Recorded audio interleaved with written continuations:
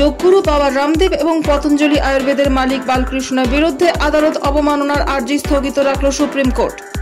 একই সঙ্গে মঙ্গলবার সর্বোচ্চ আদালত বিভ্রান্তিমূলক বিজ্ঞাপন মামলায় অভিযুক্ত রামদেব এবং বালকৃষ্ণকে হাজিরা দেওয়ার হাত থেকে নিষ্কৃতি দিয়েছে।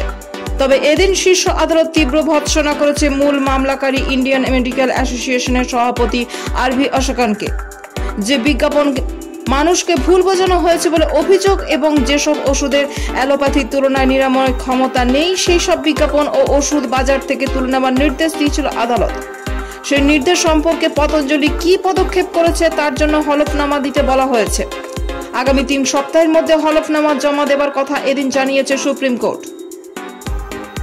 তবে আইএম এর উপর ব্যাপক ক্ষোভ প্রকাশ করেছে এদিন আদালত। বিচারপতি হিমা কোহলি এবং আসানুদ্দিন আমানুল্লাহর বেঞ্চ সংগঠনের সভাপতি অশোকান একটি সাক্ষাৎকার দেওয়ায় তাকে তুলোধনা করে।